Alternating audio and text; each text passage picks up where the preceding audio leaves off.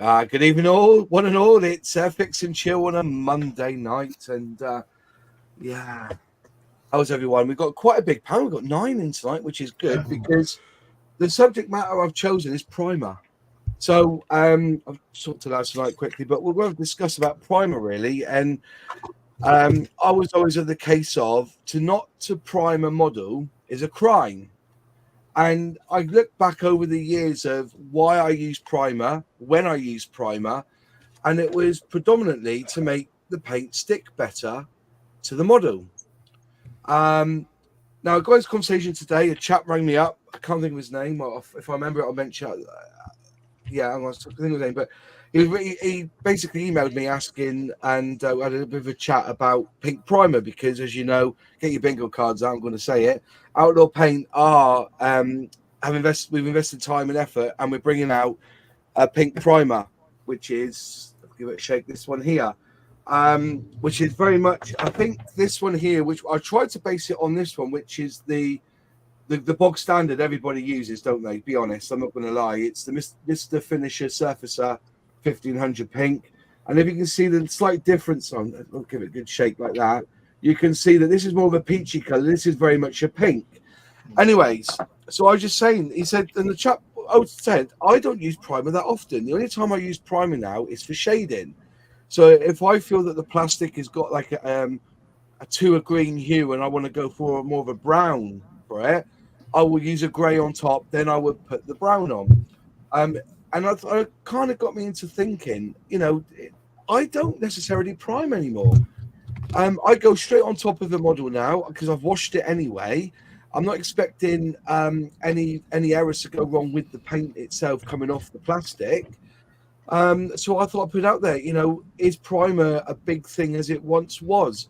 One example I will say is I've said I used to use primer before I spray a top coat on, or a colour coat I should call it, see if there's any blemishes in the plastic. But nowadays I usually spray on my lacquer paint on top. If there is a blemish, I can then sand back a little bit, add a bit of filler, sand it down, fill it again just to make sure it's nice, then spray on top of that. And because you've got lacquer already on there, you don't use that much paint, you're just blending it back in. So that was really the thought about it, really, was putting it out there to everyone. Is not to prime still a crime in this day and age of scale modelling with the paints being so much better? Over to you guys. Who wants to jump in first? No one.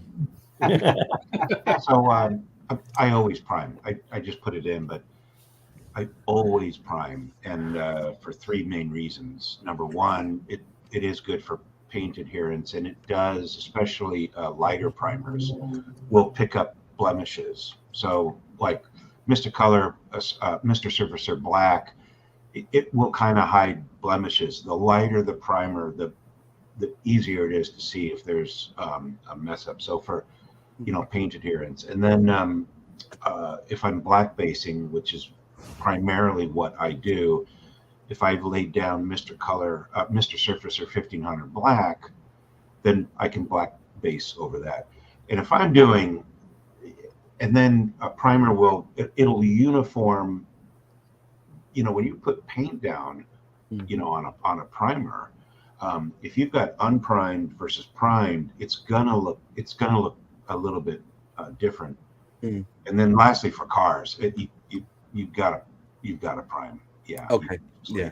Top coat. Yeah. That's my difference. I think that's one of the main reasons. So I generally do prime, and it's. I think the uniformity is one of the things, is binding everything together. Because if you've got filler on there of whatever type, even if it's sprue goo, it still has a different consistency. If I've spilt paint, Tamiya thin on the model, you get shiny areas. So any areas you've filled, if you've got resin or photo etch and everything, priming just gives you a nice uniform base to start on, regardless of what you're spraying after.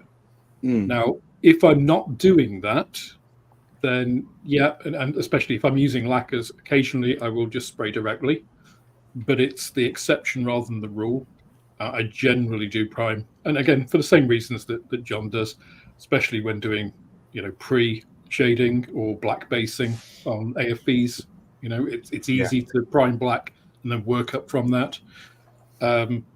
So yeah, I mean, sometimes I will treat a lacquer coat as a primer in a way.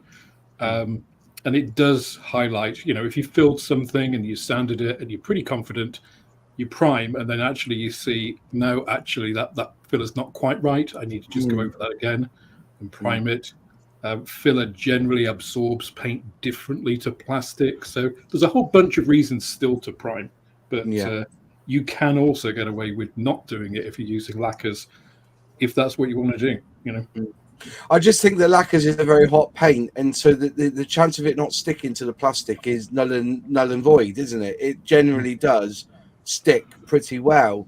But as I was saying, you know, I was just thinking about it. It's like, it's all the little things as well. Like, you know, normally if I wanted to pre-shade, I would basically black coat, then highlight the whites, then put my coat on top. But then when it comes to all the little bits that you don't, that's not already on the model. I don't even prime, for instance, wheel, you know, the undercarriage, you know, and things like that. You know, the little aerials, you know, even so much as the pilot. Even I don't really prime that. It's just a little bit of paint, and away you go. You see, I will prime those, and it's exactly for the same reason. It's for the uniformity. You know, the uniformity of finish, because otherwise you're going to get a difference between that, even if you're spraying the same color on it. I've not really noticed that, to be fair, but I will look at that next time. I don't think, I think the shades must be very slim between the shades for it to be a notice. But Depends what your finish is. I think you're quite right. Yeah. Don't you think that certain colours of primer also develop different top coats in a different way and brings them out better? Like, for instance, if you were going to use a white top coat, I would use a grey primer. I wouldn't use a black one. Yeah. So I prime everything. Literally everything. If it's going on the model, it's prime.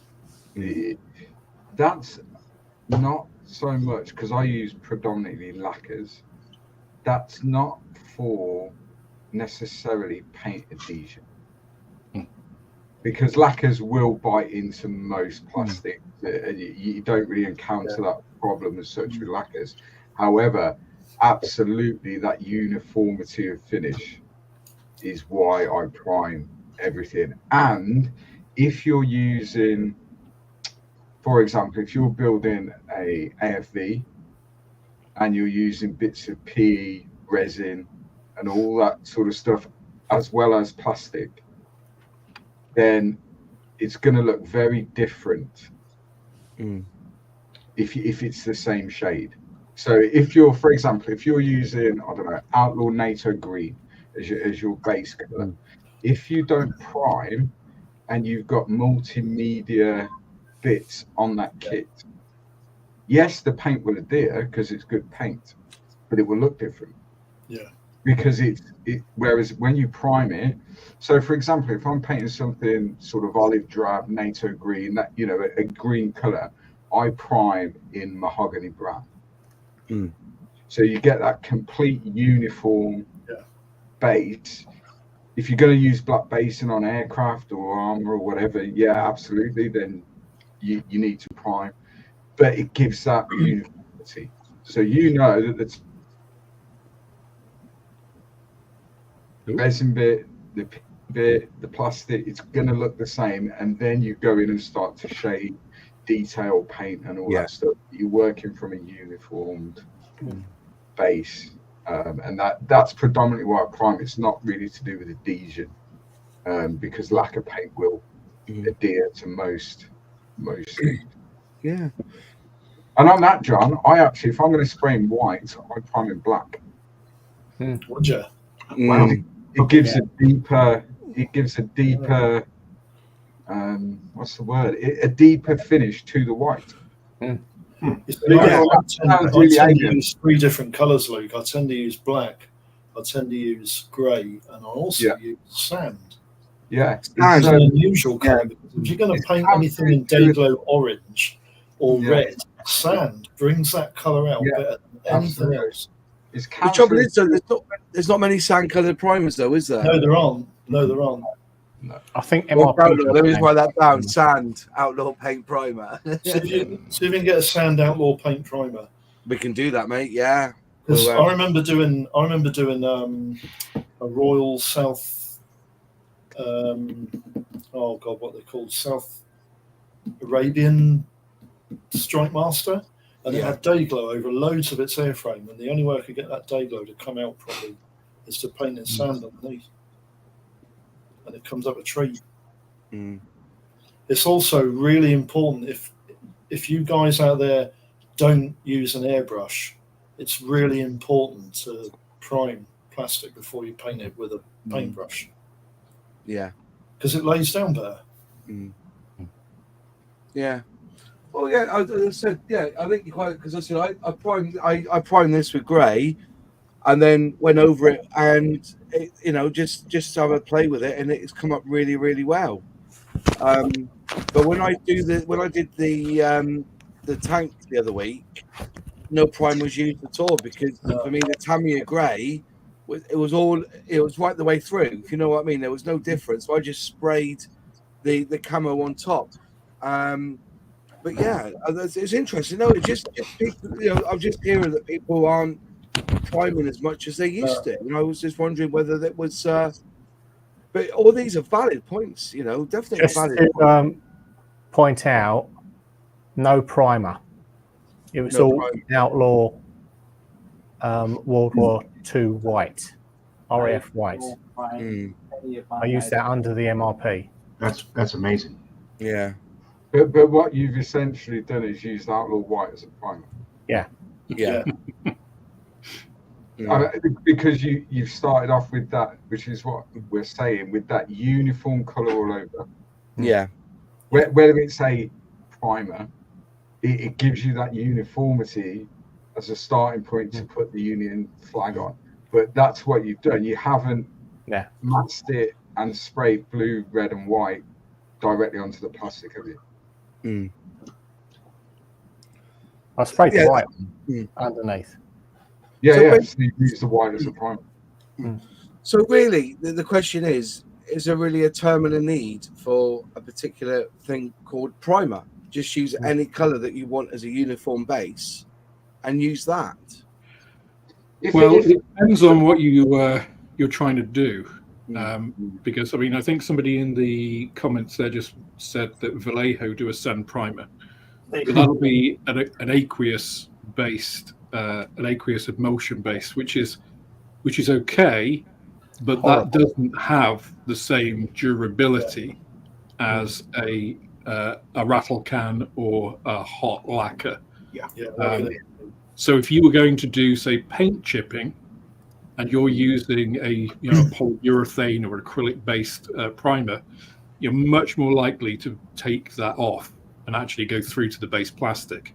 Whereas if you're using a lacquer-based or a rattle can, nitrocellulose-based, something that will actually, as you say, chemically bind to the plastic, it's almost impossible to do that.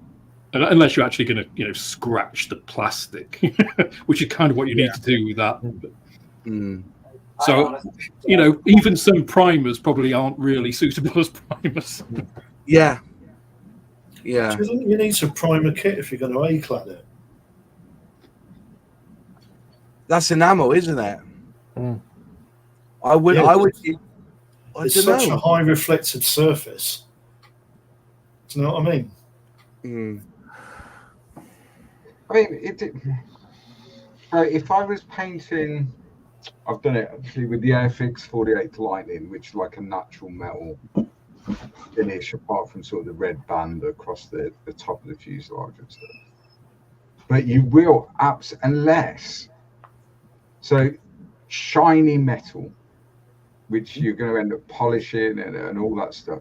Shiny metal is probably one of the hardest finishes to achieve. Yeah, it is.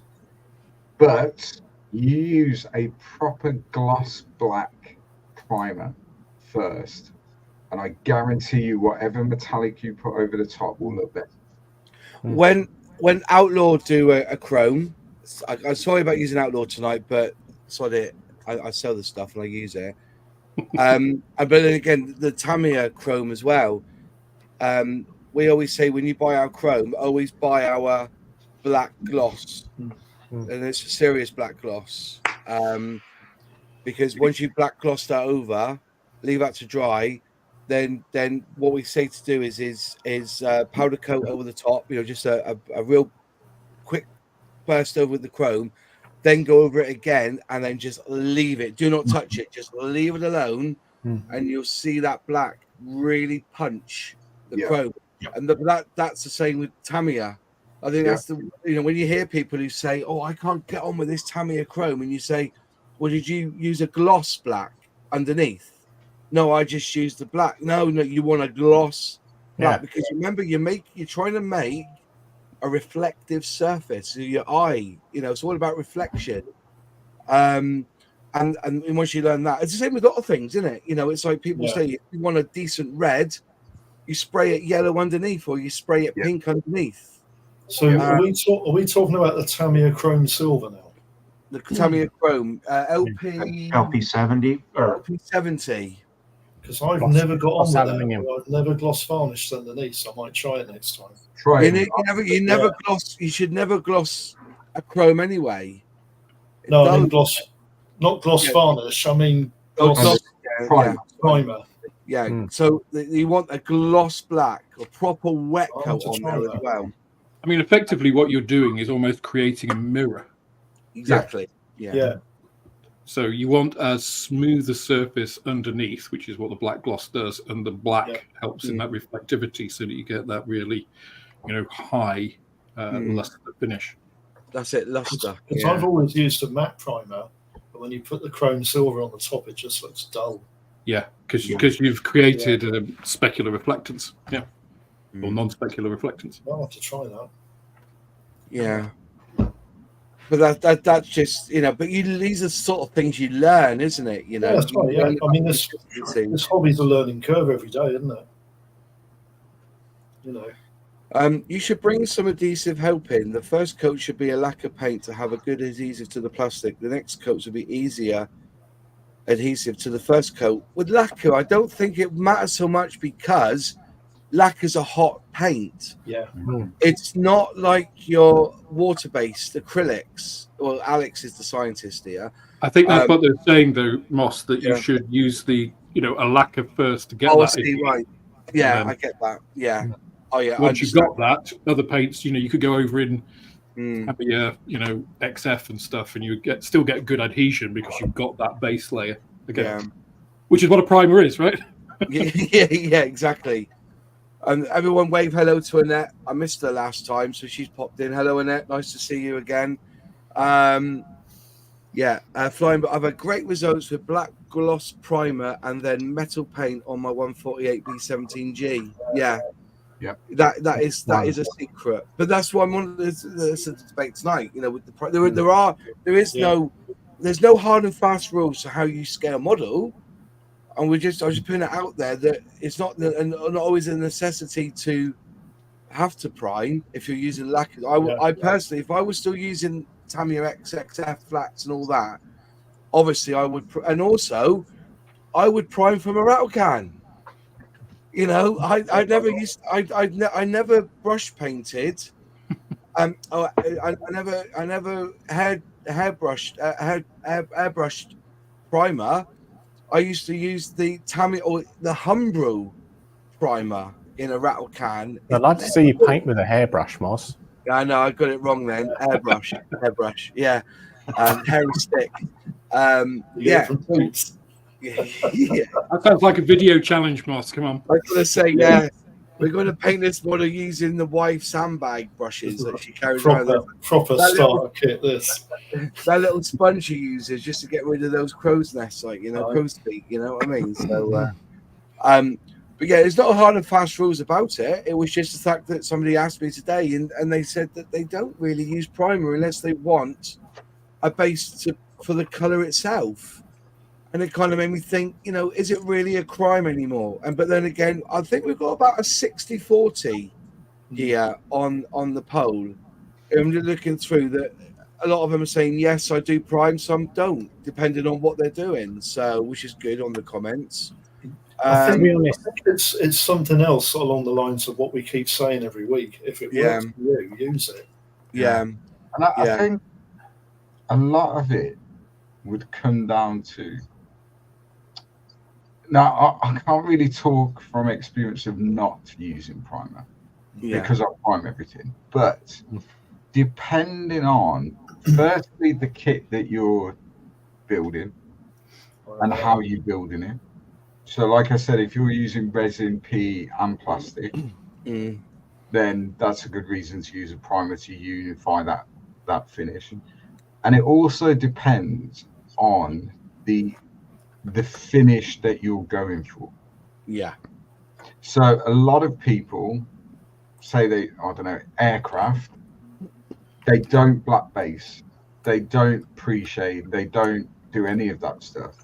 So therefore, the need for primer if using lacquer paints is probably very much reduced. And if that entire kit is styrene, the need for primer would be significantly reduced. So it's all relative to how your construction is and what effect you're going for at the end. Definitely. Have you got any questions about priming? We've got a big panel tonight. Put them in the comments. I see somebody's asking, what is the best primer? I'm going to say, when it comes to rattle cans, Umbro primer is up there. Army Painted Grey is very dark, but brilliant coverage. Mr. Surface, oh yeah, there you go. Femis has got Mr. Hobby, Mr. Prime Surfacer, or the finisher surfacer, all in a can, are very good. I don't think it's a necessity. The thing is with primer, all it is a coat over to show off blemishes and they give you so any paint could be a good primer for you to use. So yeah, what are you using? You're using Autotech. That's Halfords, is it, Alex? No, Autotech are a professional car paint company. And Halfords isn't. Pretty good. Like black. Who doesn't use? Who hasn't used Halfords spray cans? Everyone has. You know, I know you haven't, Luke, because you got money. But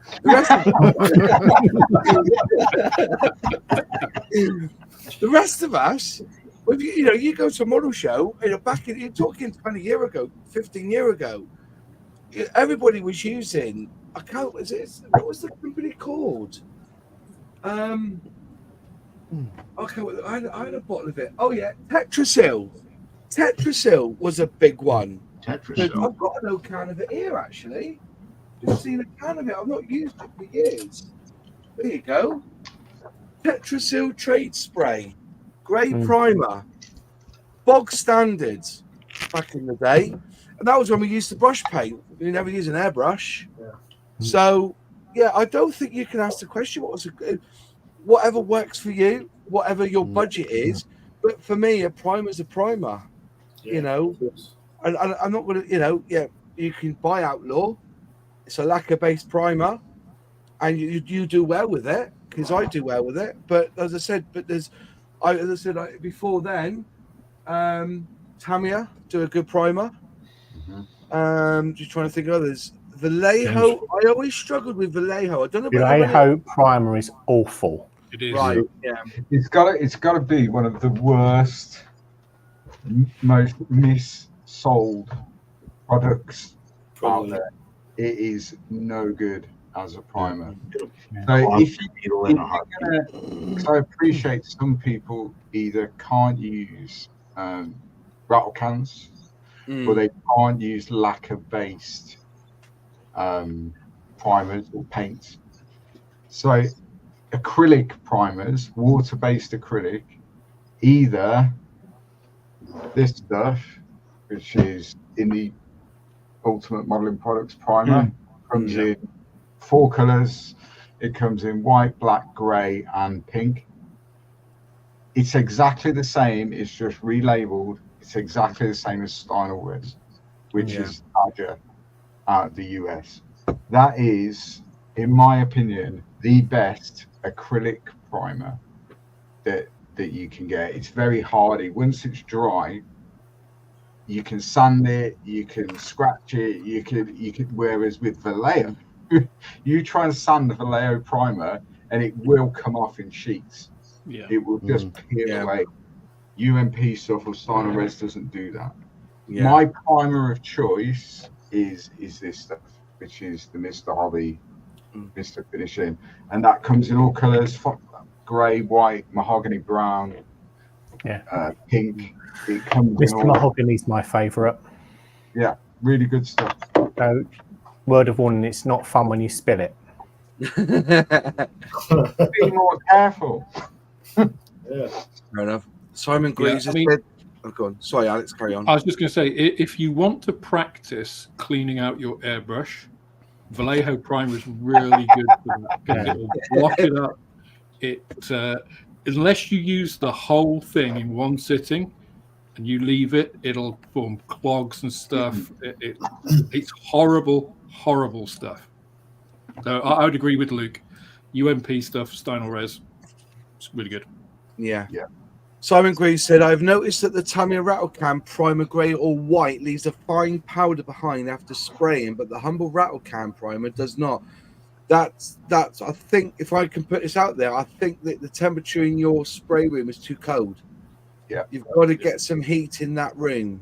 Or you're too far away, maybe. Too far away. It's starting to dry before it hits the plastic, which gives you that grainy finish.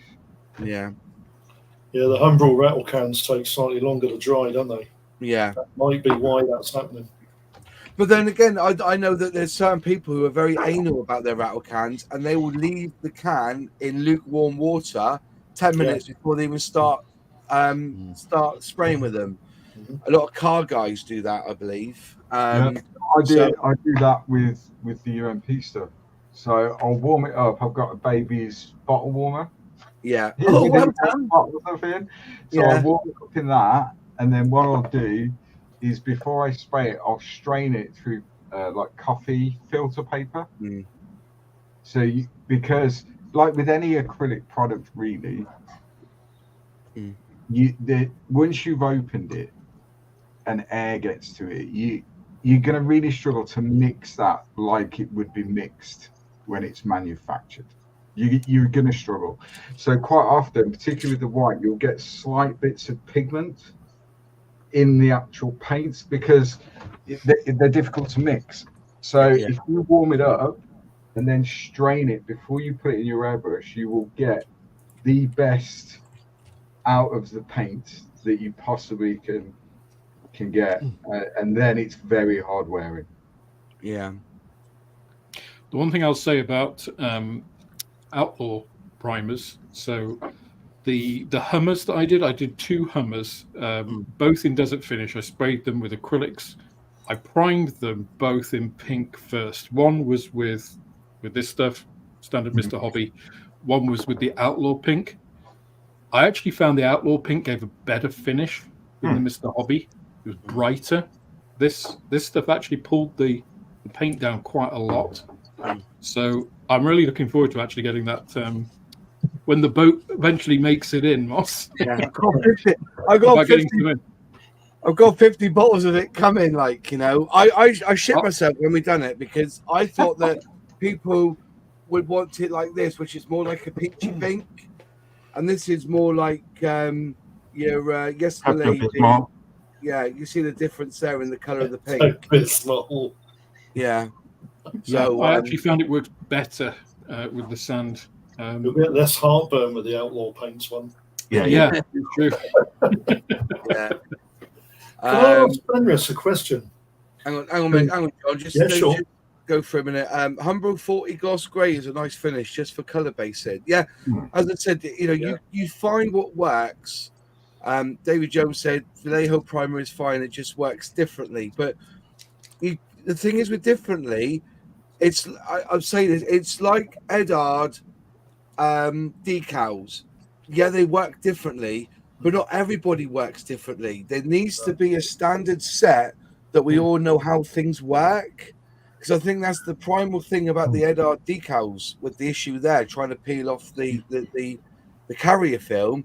Nobody really knows how to do it properly in that respect, or they've not had the, do you know what I mean? That sort of thing. So White spirit. White, yeah, or mineral spirits or whatever. People say that, but then if you didn't know that and they don't tell you that, how are you going to know? So the other thing with that is the acrylic primer is never going to be as hard as a rattle can or a lacquer. Just chemically, it can't be. It doesn't bind in the same way to the plastic, so it can come off. So, but you pay your money and you take your choice. You do indeed. You do indeed. And it's like we always say, do it your way. Yeah. If it works for you, great. Right. I can only, or any of us can only speak from personal experience, perhaps with the exception of Alex, because Alex understands chemicals. That's right. So Alex can certainly view it from a chemist point of view and how those chemicals are likely to react, etc. Most of us have used stuff, didn't get on with it, used something else, did, and that's our go-to now. My experience with Vallejo primer is shocking. I've never ever had a good experience, and that's trying to use it in every single way that everyone who says it's good uses it, and I've never had a good experience like I have with Steinerwares or with Mr. Hobby. Never. Yeah. And I, don't have a privileged position. I used to use Vallejo black as well until it basically turned into string inside the bottle. It's just I can explain chemically why that's happened now, but it didn't help me in the first instance. No, it's still stringy. Still did it. Still made the mistake. Still learned through experience. So. Right. Julian Hawes just asked, are automotive DIY rattle can primers just as good as those from dedicated scale model paint companies? I say yes. The thing is that there's a Halfords near you. There's not a model There's not a model shop near you that has the cans of paint like that. So I'm just saying, if you have got one, fair play. But when I go to a model shop, it's very rarely I see rattle cans for sale. Automotive primers are generally pretty good because automotive finishes have to be pretty good. The thing to be careful of is if you see cheap primers in like a pound shop or something and you think, I'll get these, or anything that's a high build primer, because that will just destroy your detail. It'll prime your model, but it'll just be a blob afterwards. I've had that problem. They eat at it, don't they? Yeah. Citadel. Citadel's good, but it's getting more expensive. Halfords. Halfords is starting to creep up a little bit as well. Yeah, somebody just said it was £12.50 a can now. But then, that's not far from Citadel's, I don't think. I think theirs is about the same. That's what I was saying. It's like when I went to Buffer's Model Railway, they gave, if you just look at, you look at the sizes of everything. So these are just some primer I got like things. But, so Mr. Surfacer, this one here, I think was £14 a bottle. The Humbrol one was $12.99, and they're the same size. Okay, but for $11.99, Armor Painter do one, but for me that was too dark a grey. It was hell of a dark, that one. But they also had there, which I haven't even used yet, but I must try it out, was Expo, which is with Expo tools. You've seen them for sale. If you go to a model show, they do sell. That's £7.99, and that's 400 milliliter bottle, which is the same as the Armor Painter, whereas the Humbrol ones are $150. So as you said, you pay your money, you take your chances. But say that's $7.99. That's $7.99. I think these are like about £11, and they're 500 mil. Yeah, there you go. Decent amount of time. I think somebody put down about some of these are very hot. Depends what sort of primer it is. So don't buy etch primer. There'd be no model left. It was like a shell, wouldn't it? Like a deflated balloon. Davy Jones has said, everybody I've seen who swears by Vallejo primer uses it at 30 to 40 psi. Bloody hell. You must be firing that out at some go into you. That would be a thick finish, wouldn't it? If you're spraying it at 30. That's because of all the bits in it. That's what you need to blast it through your airbrush. I was going to You say. basically have to shot blast your model. From the whole of your model subject, wouldn't you? This paint will adhere to the plastic, you know. Just realized my audio has been plugged into the wrong microphone, and I've been talking every now and again. It isn't coming through. I was going to ask you, Fenris, what did you use to prime the yellow on that Spitfire? Nothing. I don't prime. No. I am a staunch non-primer. He's the heretic. That's a cracking finish without a primer, isn't it? Yep, There's always it a is rebel. Simply Vallejo Model Air, their RLM. Oh, even Vallejo as well. We've bought the heretic. Yeah. Behind me, That is- Satan. Yep. Yeah, I do not. I have some Vallejo primers, but I don't really use them as primer. And it's more just because I needed that specific color, and it was the only way I could find the color. Yeah. But yeah, no, I don't prime. I just use water-based Vallejo, and I've never had an issue. Because I reckon yellow's the hardest one to get a decent straight finish on, don't they? Mm-hmm. Yeah. Yep. But in fact, this whole thing is covered. I mean, the whole thing was done in yellow, and then I did the green, and then I did the red. So I guess you could call the yellow being my primer in that regard, but it's also the main color. But then Fenris is in Florida, so normal rules of the world don't apply. Like you say that jokingly, but I am convinced that Vallejo actually does work better the more humid your climate is. Yeah. I am fairly certain that that's the case. Like, I've been trying to figure out why I do not have the issues that a lot of other people seem to have, and the people that get along great with Vallejo seem to be in tropical climates. Not always, but relatively consistently. So I'm pretty certain it has something to do with the residual humidity in the air or something. Like, it's my best guess. Take note of the humidity, Fenris. Yeah.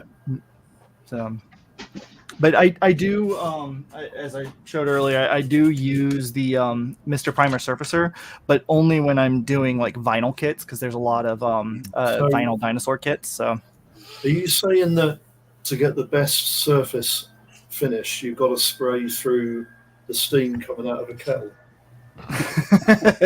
That's a good shout. Well, actually, I mean, it's not as silly as you say. A lot of mini painters will have humidifiers on their desk to stop things drying out too quickly. Of course, you don't want to be doing that if you're spraying lacquers. No, and I know with miniature that way painters, live. Vallejo is a big one that they tend to like. So, Yeah. Mark F started out with Vallejo. It gums my airbrush up due to me not realizing it doesn't like IPA. Hands up, mate. Exactly the same. Yeah, IPA. I was the same. Exactly. Doesn't like it at all. But yeah, gumming up an airbrush is just shit.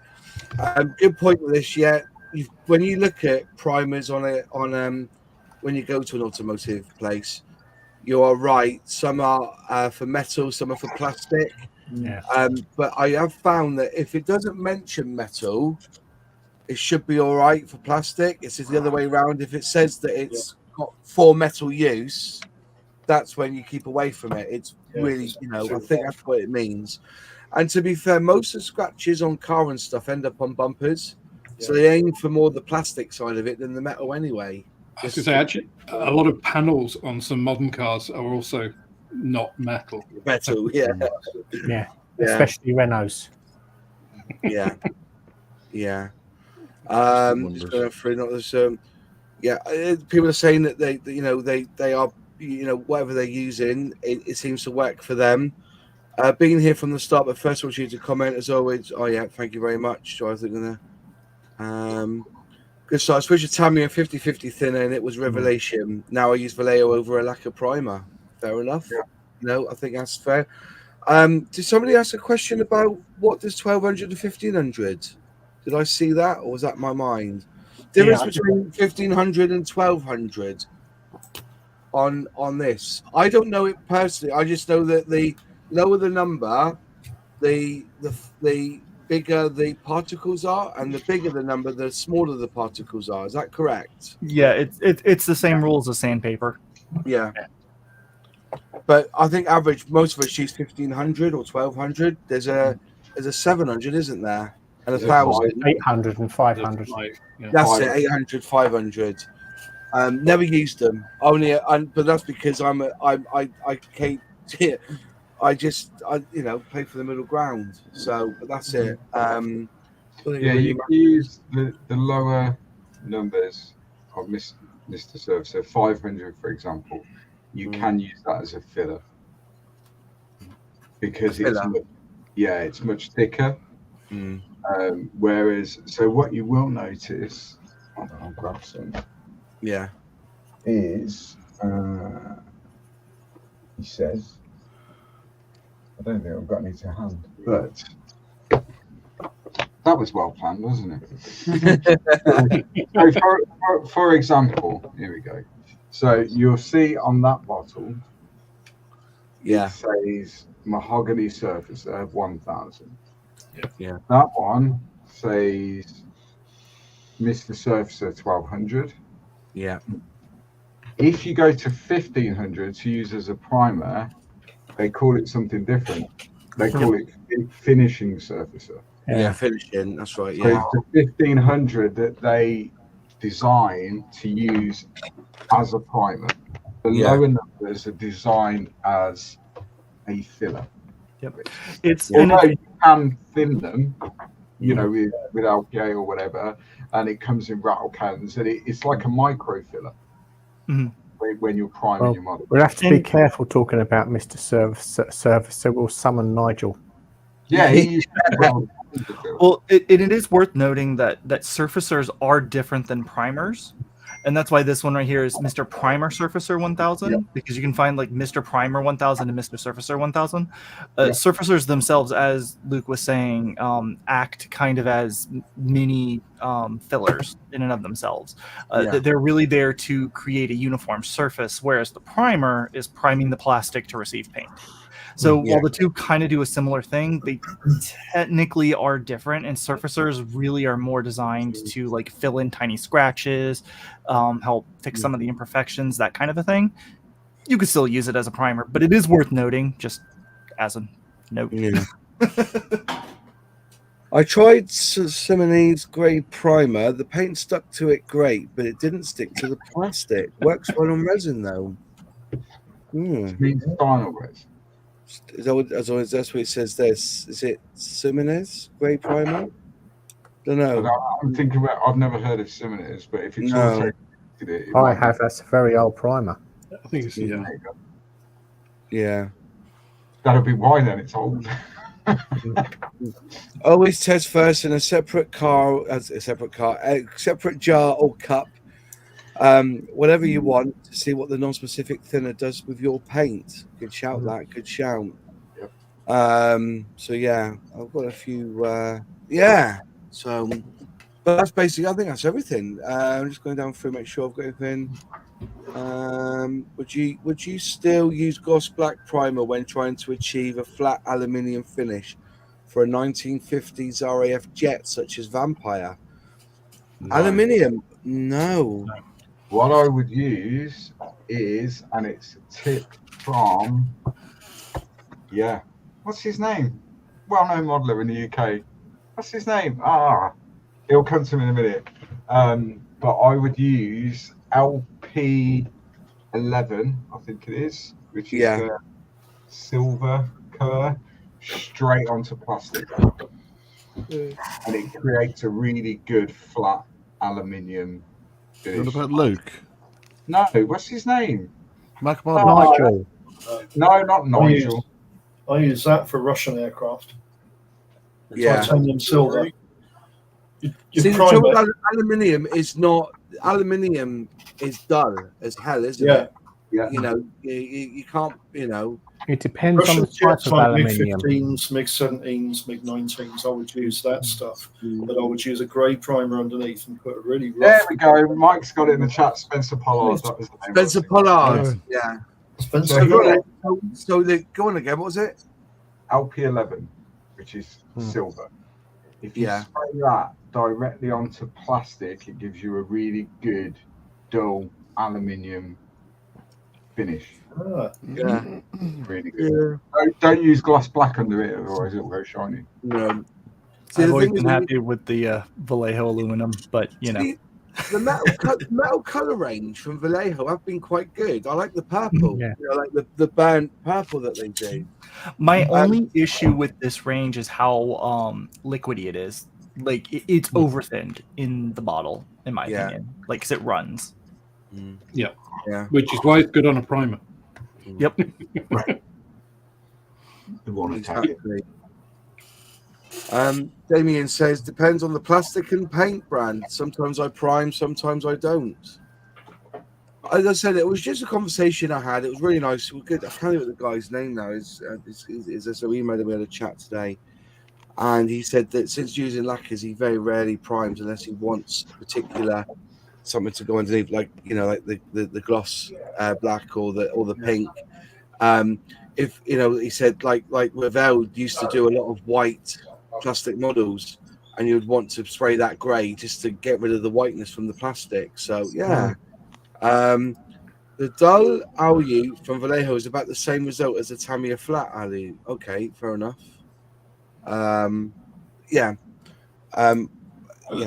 It's also with the thing about aluminium, if you think it is a little bit too shiny, that's a little bit too dull, you can gloss coat it and give it a bit more of a shine on top if you so needed.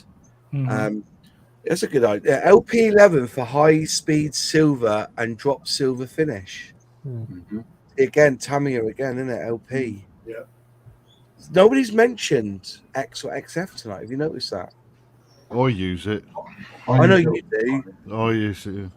I use X paints quite a lot from Tamiya. I find them, they go on really nice. Yeah.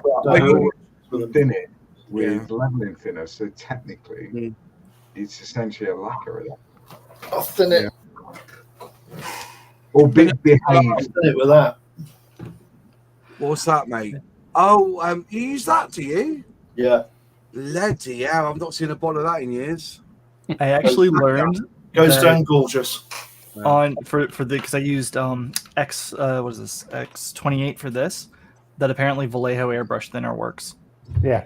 For but that has its own retarder in it, doesn't it? Right, but it's the fact that it's water based is because like to me it can be a little bit funky if you use water based product with it. But I found that I had no problem using this airbrush thinner, which so that and the AK third gen, the AK acrylic thinner, they're both surfactant based thinners, so they have they're soapy, right? Yeah. Shake it and I think it's because both of those have resin. I don't know, Alex. Don't they have like polyvinyl particles in them or something like that? So you need something. It is something like that. You are correct. Yeah, but that's the retarder in it, isn't it? Yeah, I yes, believe correct. That's so if you take a bottle of retarder and you shake it, it bubbles. Yeah, it's a surfactant. Yeah. Usually, it's the things like if you've got an aqueous thinner, you have to put something in it to stop bugs growing, bacteria growing. Yeah. And then the stabilizers and other things.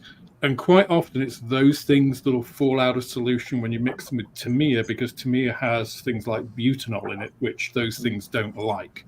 Yeah. So it's not necessarily the paint. It's quite often the thinner, which is causing that. And then you get flocculation and the whole thing goes to hell. So always try it. It's, as always. Or leveling thinner, which always works, of course. But I mean, I use X and XF paints, but I always use them on a primer. Even when I'm I thin them with leveling thinner, but I still use them on a primer. Yeah. I'll admit my main usage of Tamiya is their clears. So you obviously are going to be using them on something because they're clear. So, well, it's one of the advantages of the X and the XF paints is that they are slightly translucent. So for pre-shading, they're really good because they have the transparency. Whereas actually something like an Outlaw lacquer is really bad for that because it's really pigment dense, so you don't get that. So it's again horses for courses. What are you trying to do? What is your effect? What are you using it for? Yeah. I don't prime if I'm using stuff internal stuff. I don't bother priming. Like all this is none of this is primed. The outside I will because it's going to get touched and felt up occasionally. Felt up. Chris Kutch says, "I love the Hataka orange line paints," and I did too. Because I said there's my bottle of acrylic thinner, and I did. But still, the thing that I find is that you have to thin it down, and in that bottle, it's getting the lid off and filling it down. The idea of Vallejo Air straight to airbrush is a fucking lie. It's a lie. You have to thin it down. And as I said, to me, there's only two paints that you don't have to thin. Well, you can if you want to, but there's only really two paints that you don't need to thin down. And one is Poppy, and you go bingo call again, bingo card is Outlaw. But like I said, if you want to pre-shade using Outlaw, we recommend you thin it down, 10-15%, just that little bit extra. Which I did. But you don't need to. Somebody just asked me then, what's the difference between leveling thinner and normal thinner, which is a good question. It's a good level. Yeah. The leveling thinner has a leveling agent in it, right? Yeah. Mr. Hobby leveling thinner and Mr. Hobby thinner have exactly the same chemicals in them. The composition, the percentages of them are different. And as Fenris said, it's the leveling agent. I mean, they're not leveling agents really. They're just different solvents with different evaporation times and thicknesses, viscosities. So it just retards the evaporation, so it allows time for the paint to settle. Yeah. What you can do, if you've sprayed your model, now be careful if you're going to do this.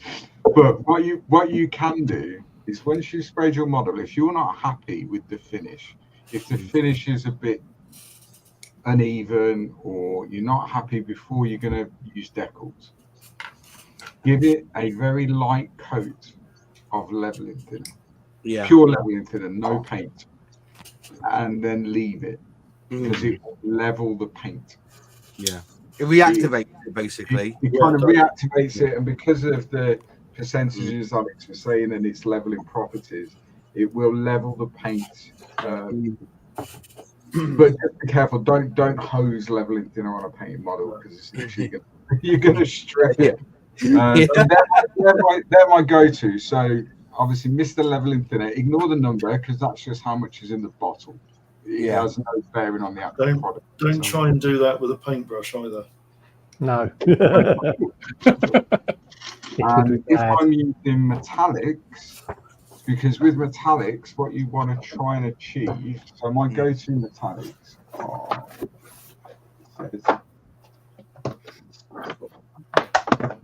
super metallics. They're really good. But what you want to try and achieve is as that paint dries on your model, the pigment within the paint will naturally sink. So therefore, with rapid thinner, because it dries so much quicker, which will keep the metallic pigment nearer to the surface, which gives you a better metallic finish. Yeah. Then if you use leveling thinner, the pigment will sink a little bit. I know you're talking microns in measurements. It's not a lot, but it does make a big difference. It does make a big difference. Yeah, like the Tamiya the same. You got Tamiya lacquer thinner and you got Tamiya lacquer thinner retard type, or retarder type, and that's basically the same thing. It's just a slower dry time, I guess, as well. The Tamiya ones are quite different. Are they really? You got your bingo card there, Mars? because that's outlaw paint, right? That's Yeah. outlaw glossy sea blue, and you can see it's not finished, obviously, but you can see the pre-shading and stuff.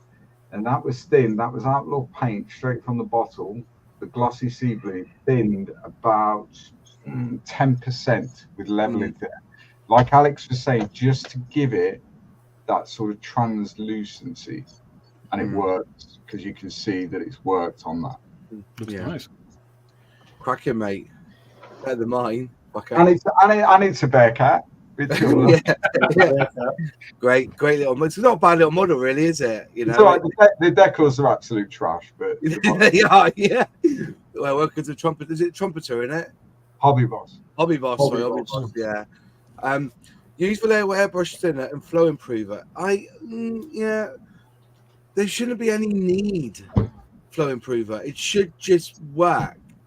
That's the problem with Vallejo. You're mixing paint. You know, it's just you want to get out of the brush. Mark Ward, shout out to Moz. Just tried Outlaw for the first time. Beautiful finish. Thank you very much. Use IPA and distilled water with retarder and flow improver. That's like a load of chemicals there just to try and get the paint to work. Yeah, I mean, basically that is just XF20. Yeah, XF20. X20, sorry. Yeah. X28. But like everything, most of my Tamiya's have an X on the top, and that means it's mixed. I buy when I was buying Tamiya, I would buy it, and the first thing I would do is get my Tamiya lacquer thinner, and I would fill up to the line. I know. But that was it. That's how I used to spray, straight up to the line, or a little bit more, and then that's it. Left it done. So, yeah. Let's have a look. What's this? An evening, chaps. My father used to use turpentine to clean the brushes after we painted models. Now I use straight water to clean and have left the brush for quite a while, maybe too long. Any advice? Bin them and get new brushes.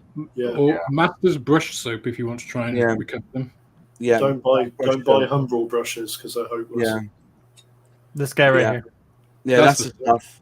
Yep. This stuff right here, like I've had absolutely trashed brushes, and then once I gave them a deep scrub with this and let them sit, they perfectly formed again. Made a perfect point afterwards. It is magic stuff. Yeah. Really good. Really good.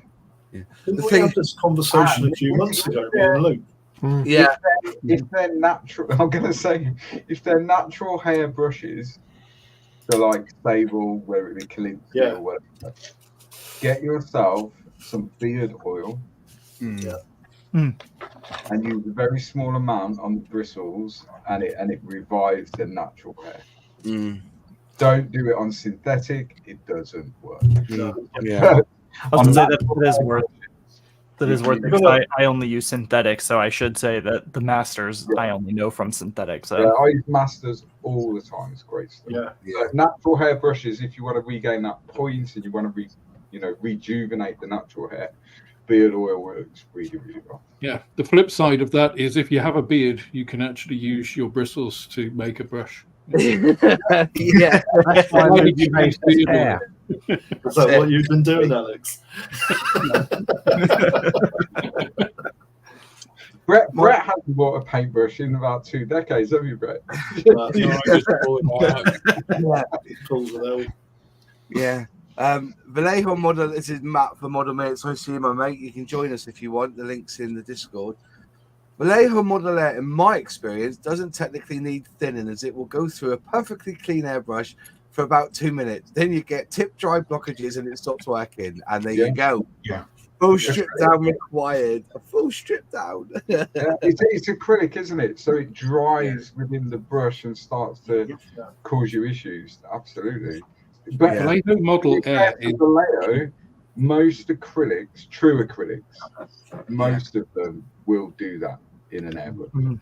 Most of them, whether they be MIG, Citadel. If they're true acrylics, to me it's slightly different because it's not a true acrylic. But true water-based acrylics, most of them will do that in your airbrush. Most of them. They'll work fine initially, and then cause you all sorts of issues as you carry it. Yep, within like 2 minutes. Vallejo Model Air is the perfect consistency for brush painting. It is. Use it all the time. You ask anyone. I still thin it for brush painting. I honestly do. Even Model Air, yeah, because their model line, it's like molasses. Or what you guys call the model color line. Yeah. It's also quite variable depending on the color. Mm-hmm. You know. Yeah. I will say too, I have noticed when they swapped the different bottles, ostensibly it was just a bottle swap, but I have noticed a drying difference between them. That the ones that are in these new bottles, they don't dry as fast, and I'm not having as much of an issue as I did with the older style. So I'm not sure if that's just a matter of they're newer, right? Because they're in a newer bottle, so they would obviously be newer, but it is something I have noticed as well. Yeah. And it's strange though that, you know, one of the things I felt like with those model colors, they've gone to that thing that Outlaw Paints has the problem with. You see, bring that new bottle up, you've got like a figure in the back of it, in it, distorting. Yeah. And that, yeah, you know, and that's what I'm saying. It's like this here, you know, I want the label lower, smaller, and the FS number and the actual name of the paint massive. Because I do it now, I'm there looking, I've got, you know, rows of this stuff, and I'm there looking like this, trying to find the color that I want. Yeah. That's the beauty of Tamiya, is that you look for the lid color and you've got it, haven't you?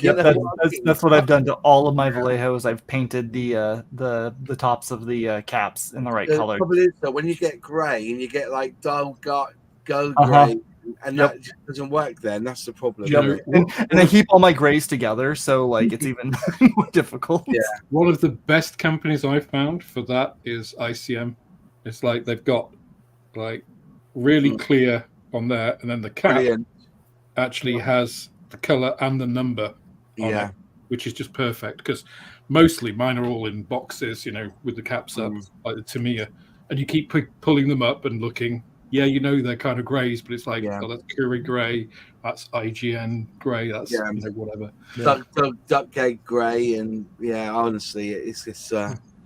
Jim Clark writes, MOT works a treat for a nice gloss finish, doing as Luke says.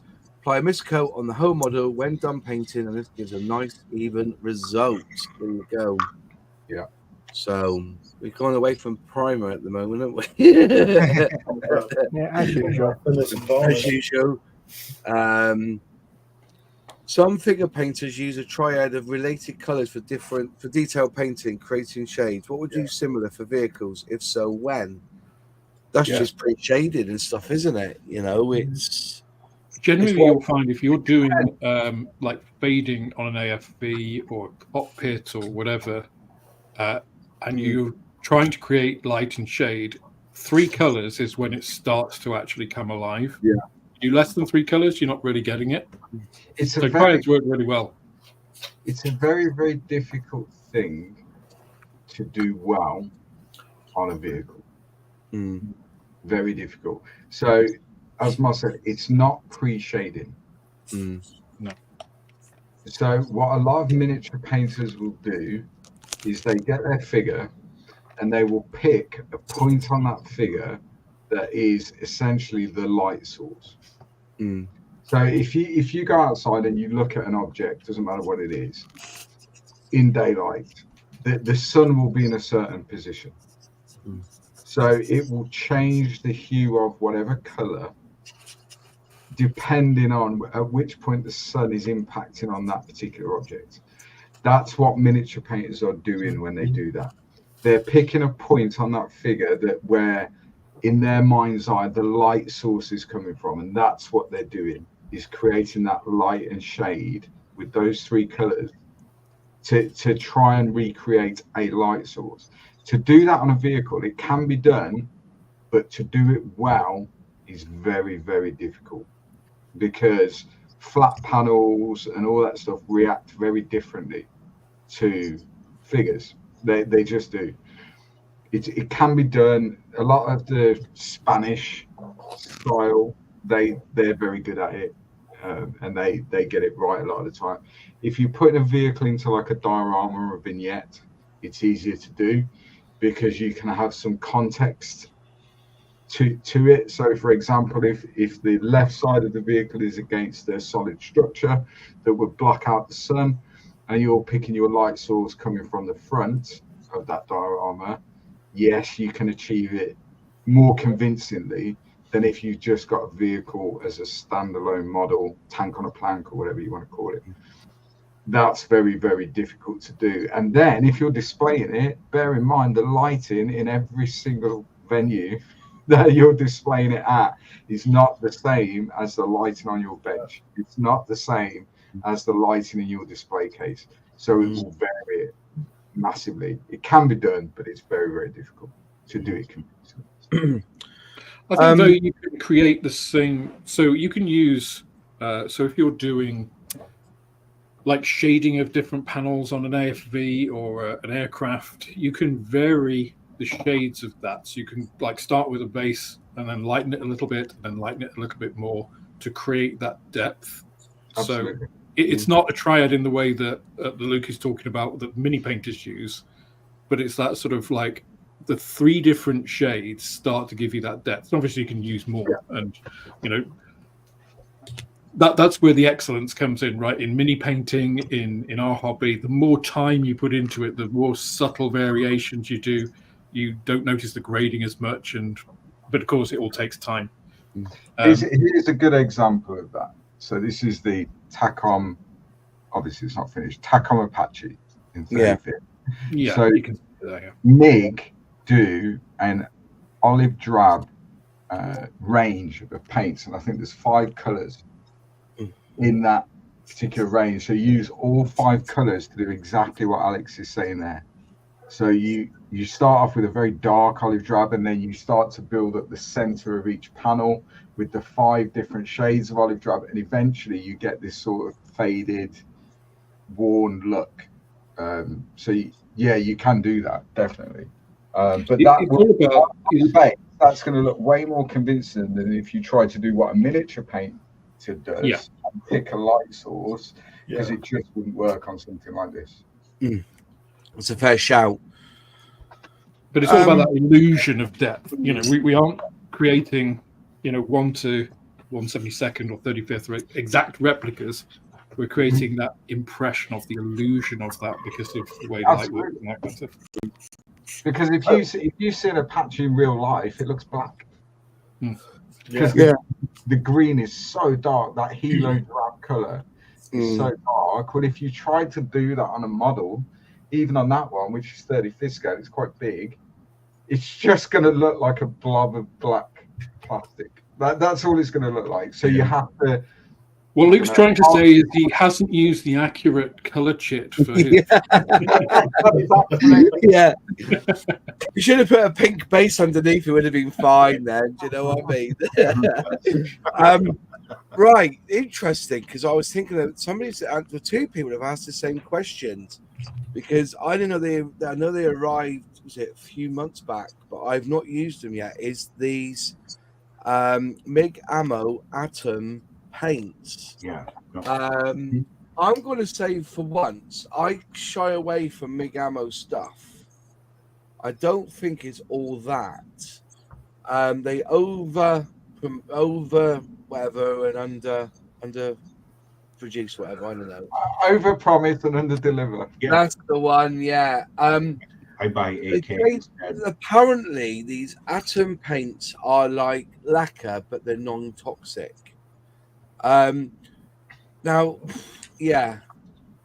I get, they reckon they're touch dry within 10 minutes and they're fully cured within 24 hours. Well, lacquer paints are fully cured in about an hour for me. I've an hour later, I've put masking tape on it and butchered it, and it's been absolutely fine with lacquer. I'm just trying to find the website where they basically, I'm looking on Scale Model Shop now. Hang on, let me just stick onto their site a minute. Fully cured in 24 hours. That's right. Yeah, easy application by both brush and airbrush, which is a benefit because it's either or in it when it comes to lacquer, isn't it? It's either a brush or an airbrush. The self-leveling, which is lacquer, odorless, which isn't lacquer. Lacquer is very odor much less, if you know what I mean. Water-based, non-toxic, behaves like a lacquer paint, 20 milliliter container. £3.25 a bottle for, I don't know what the sizes are. Start off with a range of 180 paints. Doesn't say what the size of the bottles are, to be honest, on here. So I presume they're 17 mil. I don't know. If anybody has used them, please give us a shout. I have. And what do you think of them? Rubbish. Rubbish. Well, no, they're not rubbish, but it's back to that over-promise, under-deliver. Yeah. Yes, they have a big range of colours, which is essentially what I want to try, because sometimes that can be our nemesis, can't it? You know, like I love Outlaw paint, I love Tamiya paint, but sometimes you're very restricted because of the colour. So you have to go to Hataka or Vallejo or wherever for a particular. Because they do such a large range of colours, I thought, well, if they perform like a lacquer, I'm not bothered about the toxic side of things because I use lacquer paint, so it doesn't matter. Yes, they do a big range of colour. Do they perform like a lacquer paint? Absolutely not. They don't perform like a lacquer at all. They perform like a MIG acrylic paint. Yeah. They don't perform like Yeah, I wouldn't. The trouble with life in scale modeling is that you stick with something that you know, and then you invest in it. This is the whole point. I had every color of Tamiya LP X and XF because I thought brilliant, and I used them for years. Then I come across other paint, Hataka, and with Hataka, the thing I like about Hataka paint was the fact that you could buy the box sets. So if you were doing US Naval, they had it all in a thing. Yeah. You know, and that's what I like. And you know, in the future, I like to think that we can do that with Outlaw, because that's what gets you into it. If you are, I know somebody that all he does is flankers, so he will love any color that's Russian or Japanese or Chinese. You know, so that's it. But you know, it's you invest in something. But the trouble with and this is a criticism I have from AK and Humbrol are falling into the same trap. They bring out Generation 1, Gen 1. A year later, they bring out Gen 2. You're like, I don't want the Gen 1s now. They're shit because they made it better. And AK are now on Gen 3 and they're still not better. But you know what I mean? It's just that constant. And with ammo stuff, why don't you just impress on your paints you've got before? I just think that they're going to get rid of that range of paint and they're just giving it a new name, if you know what I mean. So instead of calling it Gen 1, Gen 2, they've just renamed it as Atom, and this is going to be their new range. They're going to increase the colours as they go in. But the old MIG ammo paints will go. I use MIG, well, that Apache, for example, that's painted in MIG ammo acrylics. So I know how they perform. I know how that paint performs. My personal experience using the Atom paint is it did not perform vastly different to the MIG ammo acrylic, but it was vastly different to lacquer paint series. Yeah.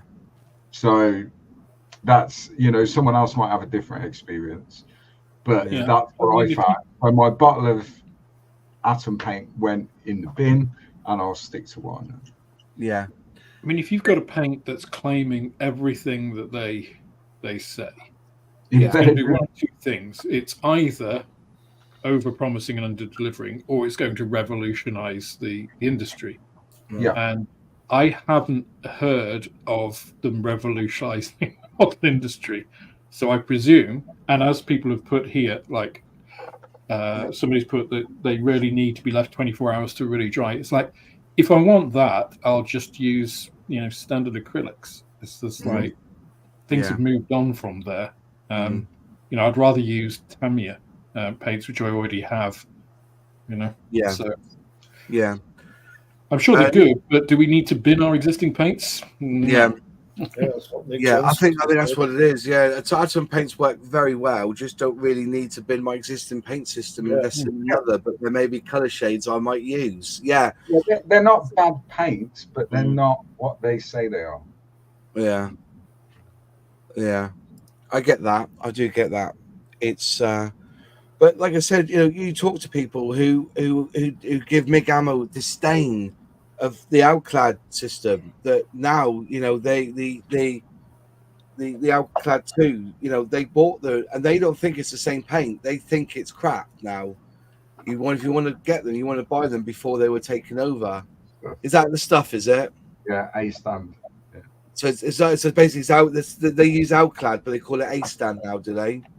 Well, that's the claim. Yeah, they bought the rights to Outclad and they bought out a range called A stand, which is, they say, exactly the same as Outclad, just in their bottles. Yeah.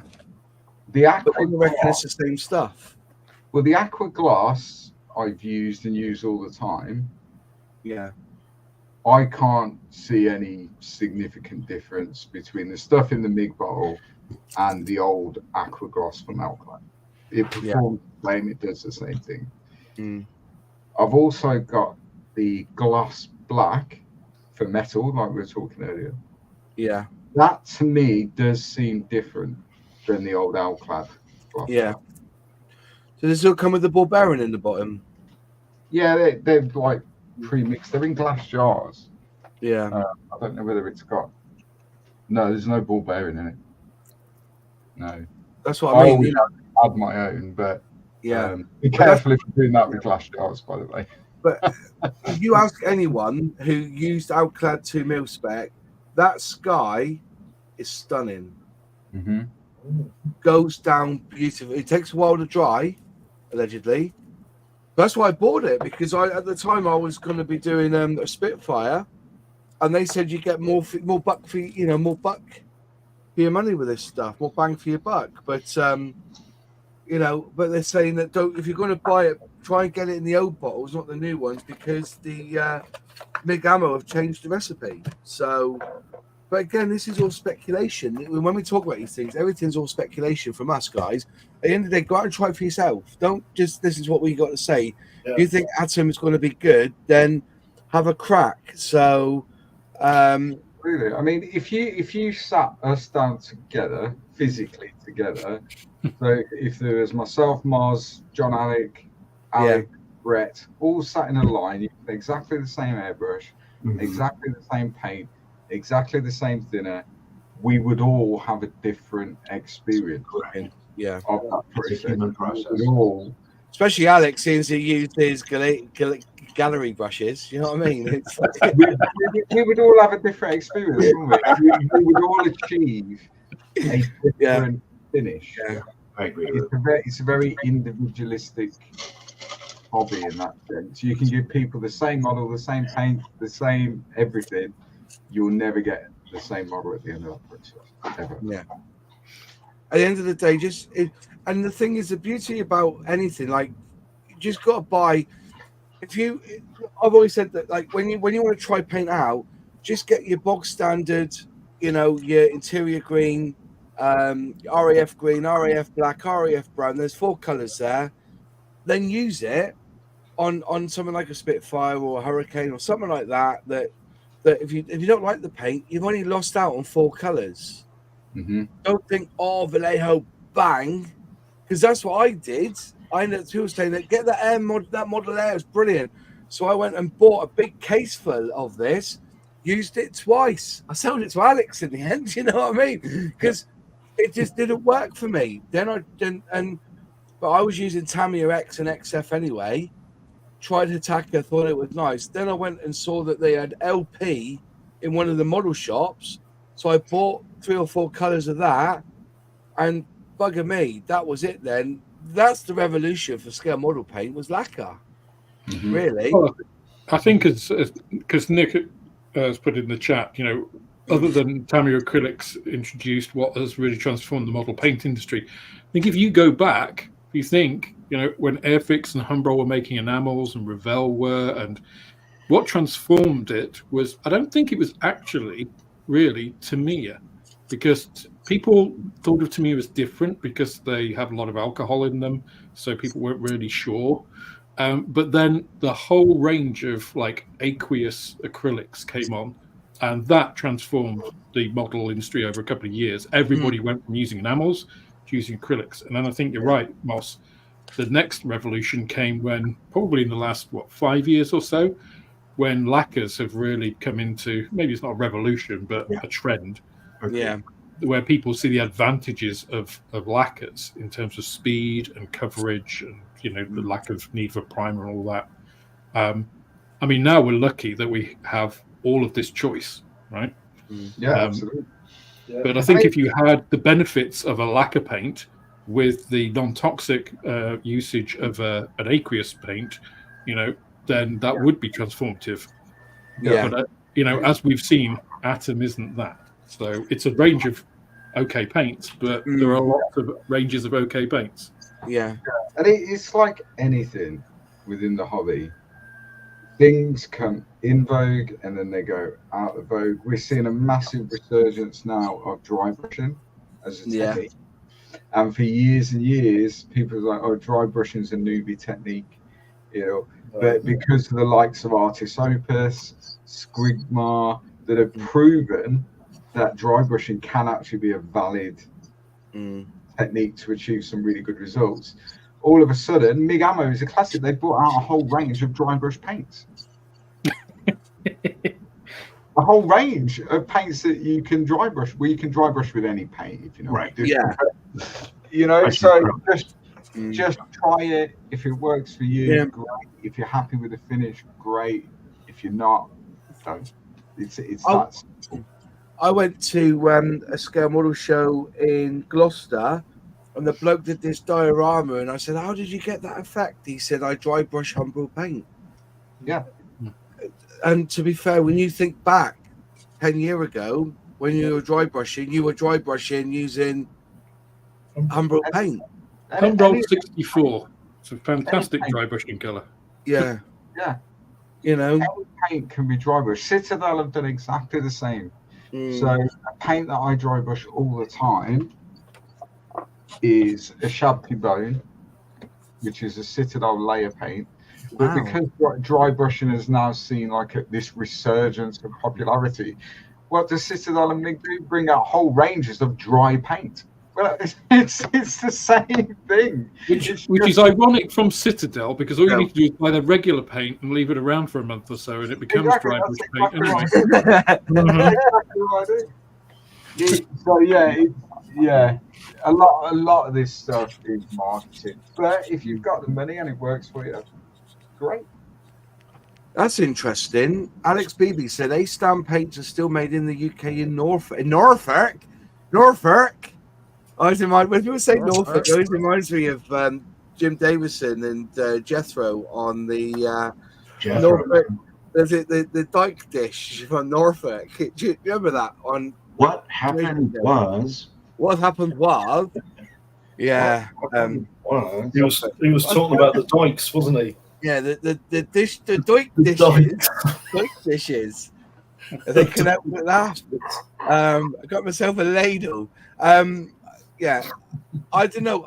People I've asked about alkyd paints have said that it's not the same since Mig Ammo have bought them. So that's why. But this is what I'm saying, because I don't know. I'm only expressing what other people have said to me. So I can't afford to buy every single range of paint. But if you ask me a question of what I've heard and said, this is what I'm telling you. And also you can look around online. Go.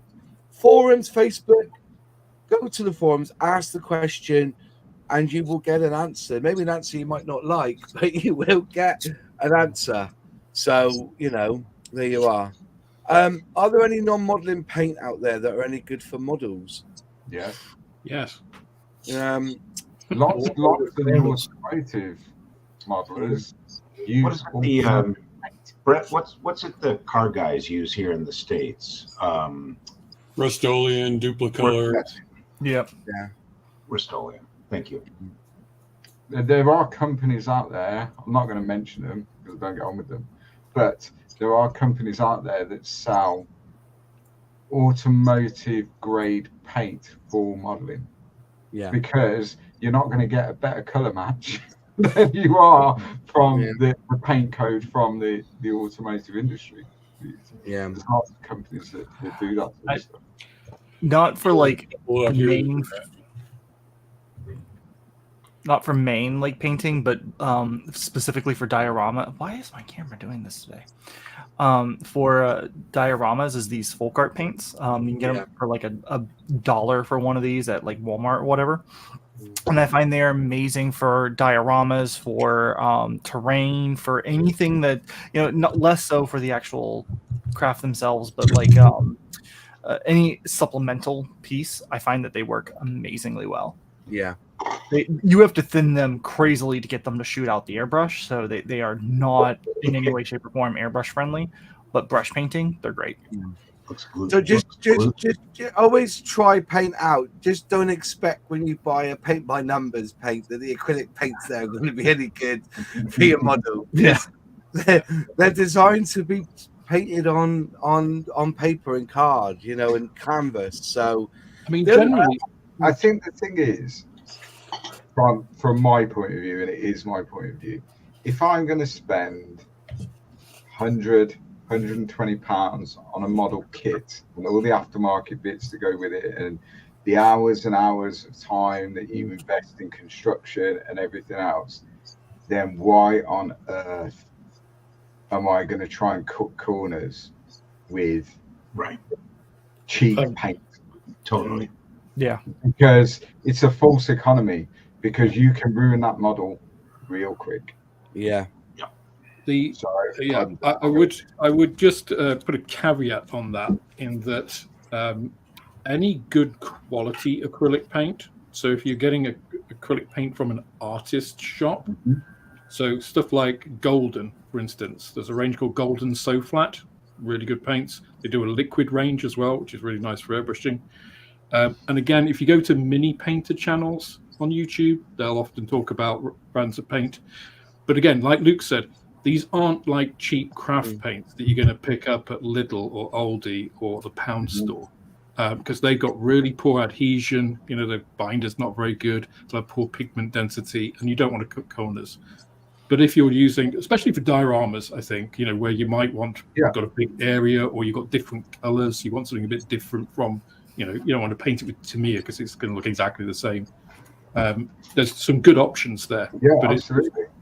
Go and have a look if you've got a local craft. I haven't got any to hand because it's in the room in a case, but Winsor & Newton acrylic paint. Yeah. It comes in like tubes. Oh, yeah. Like toothpaste type tubes. So for dioramas, for groundworks and stuff like that, there you go, exactly like that. Although that's an oil. Yeah, this isn't Winsor & Newton, but it's I use those. Those are all Winsor & Newton. Yeah. They're good quality paints. Yeah. Although I wouldn't put them on a model because you're going to struggle to airbrush them. But they're not designed to be airbrushed.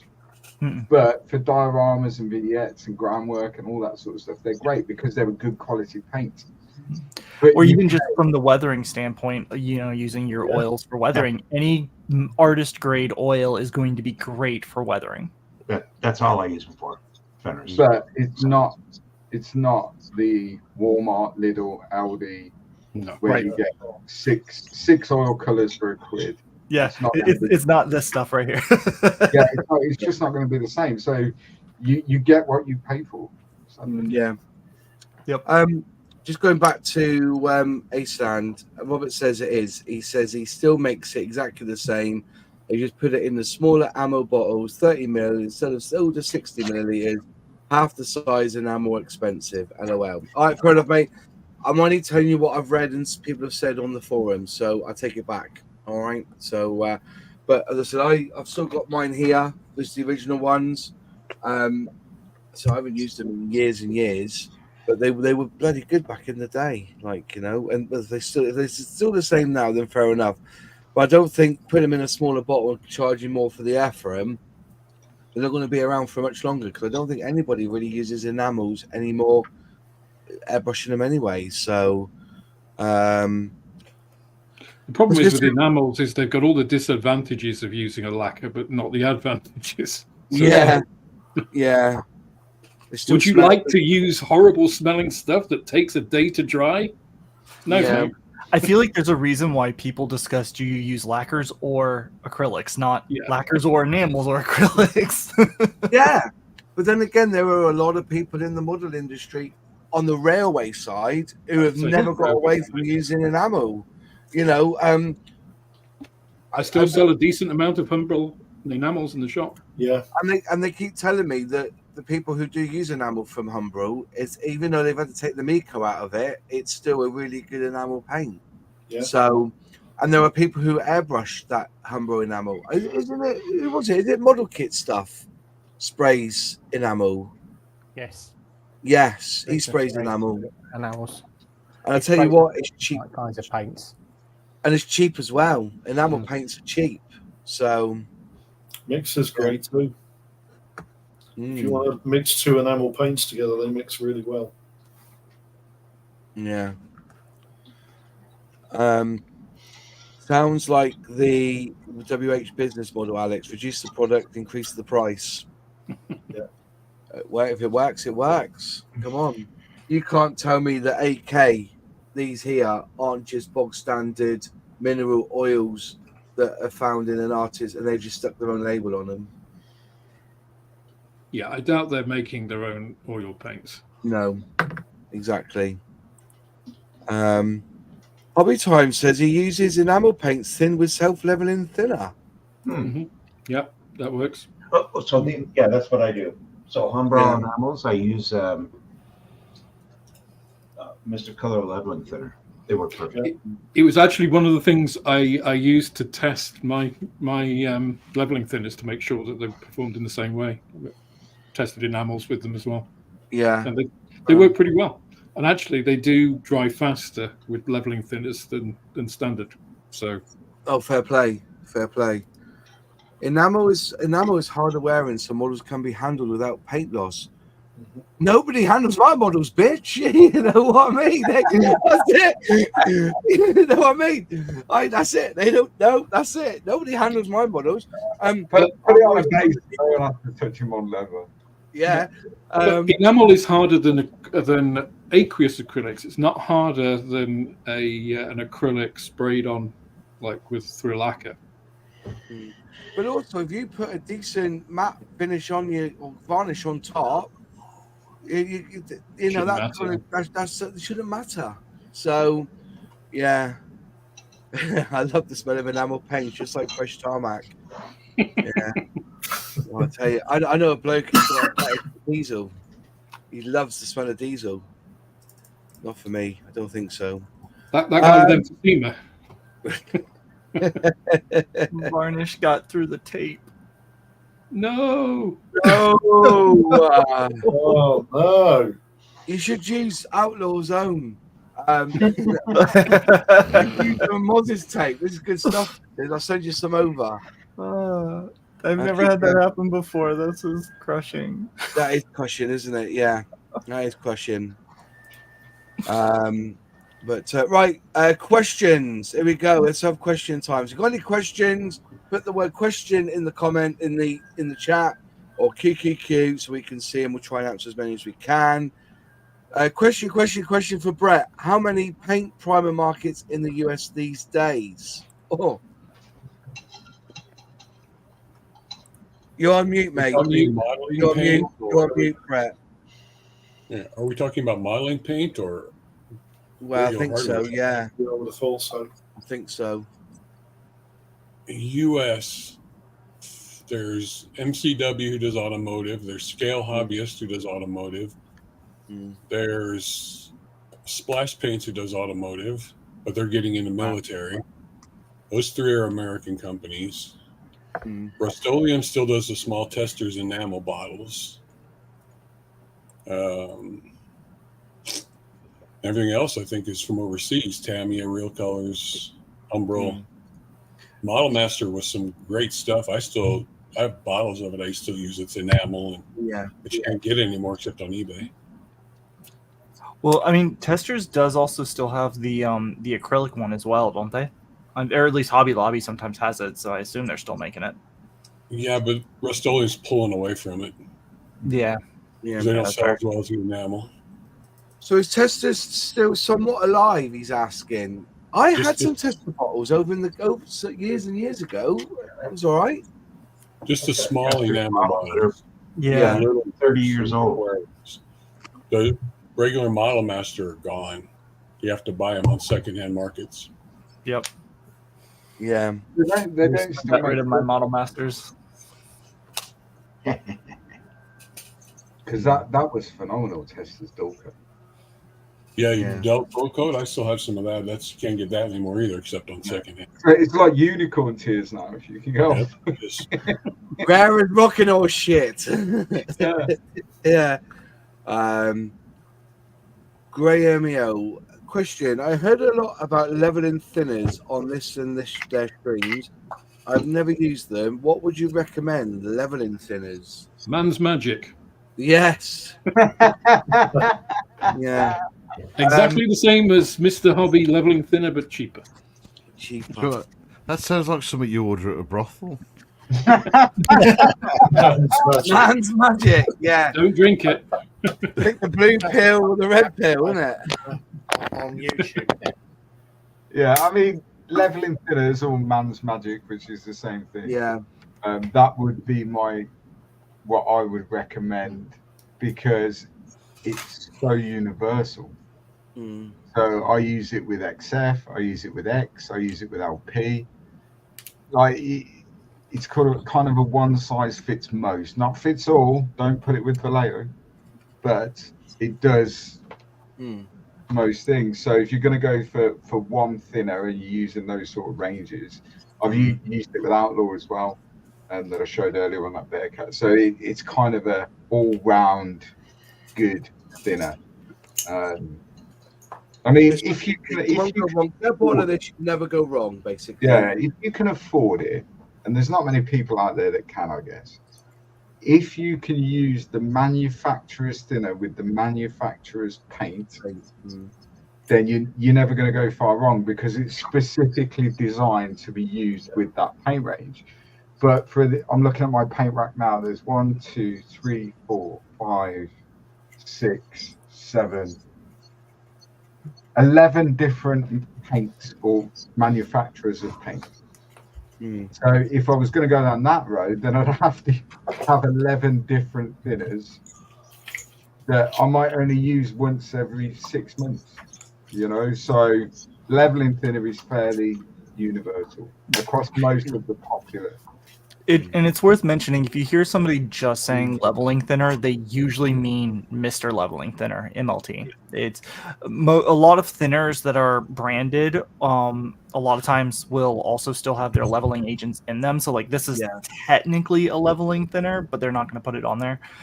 Usually if you just hear leveling thinner, it's specifically Mr. Leveling Thinner. So that should also be said. MOT is often referred to, MOT in it, so MOT. Question. I have both Humbro and Tamiya primers and paint. I am a beginner. Which is the best combo for getting used to airbrushing? Tamiya. Tamiya, hands down. Tamiya mix 60-40 with Mr. Legend. 60-40 what? 60-40 paint or 60-40 thinner? 60 thinner, 40 paint. Exactly. People would say, I've said that before, and they said, "Oh, but yeah, no, not 60% paint, 40% thinner. It's the other way around, mate." That's it. Simple as. Yeah, that's a good starting point. And then as you develop, because you're new to it, as you develop and you want to start getting different paint effects and all that sort of stuff, then you can adjust the ratio of thinning because you might want the paint to be a bit more translucent, you might want it to be a bit thicker, etc., etc. And there's no exact science to it. Well, Alex probably say there is, but I don't know the exact science to it. But different colors have different concentrations of pigment. For example, white and yellow in the X and XF range and the LP range, you will need to thin those, in my opinion, slightly less than you would need to thin, say, flat black. Because the pigmentation is different in the paint. But 60-40 is like a benchmark starting point. I was just going to add that, like with Humbro, the problem with the Humbro is that their paints are inconsistent in thickness. If you look at Humbro red to Humbro white to Humbro black, the thick, you try, I think it's the red that you have to really squeeze hard to get it even out the dropper bottles. It's but that's pigment for you, isn't it? So a lot of it's by eye. Obviously, the one test people keep saying is make it milky. So mix your paint, and if it, with thinners, then just dab it on the side of your cup. And if you see that some of it sticks, there's a little bit translucent, like skim milk. That's basically it. But I hate that. Some of it doesn't quite buy, but yeah. Tom Barton, question. I am going to IPMS Telford and was wondering if I can sell any unwanted kits at the various trade stands. Don't think you can you? You can't do it. So you can't. So there is one guy there. What's his name? He buys people's unwanted kits. I would say I'll think of the name in a minute. I would contact him directly first, because the last thing you want to be doing is walking around Scale Model World with a load of unwanted kits trying to offload them to traders, because it's not going to happen. It's not going to happen. Bear in mind, these traders, most of them will pay thousands and thousands of pounds to be able to trade at Scale Model World, and they plan it a year in advance when they set up their trade stands. The likes of Airfix, the likes of Edouard, the likes of Raval, they're not there to haggle. And can you sell them on behalf of yourself at a trade stand? Absolutely not. No, they don't do under table sales, do they? No. Yeah, it's definitely not. This isn't to do with primers or thinners or anything, but Luke mentioned about exact science of stuff. I've actually been using science to mix paints today. Yeah, so I've got dozens of these that I've been doing stuff with. just funny when Luke mentioned it. I just thought, I've got something here. Tester's dull coat has not been discontinued, but it's like Rocking Horse Doo-Doo at present, likely due to the Suez Canal Red Sea issues. Ripmax are the UK importers. Interesting. They've changed the way it looks now. Yeah, because it used to have like a pink label on it, didn't it? Yeah. This is it now. You can either get it as spray lacquer or spray enamel, but if you look right there on the right above the USB, or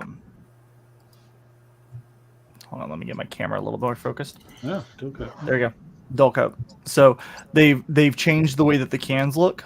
But if you're here in the US, you can find them pretty easily at both Hobby Lobby and at Michael's.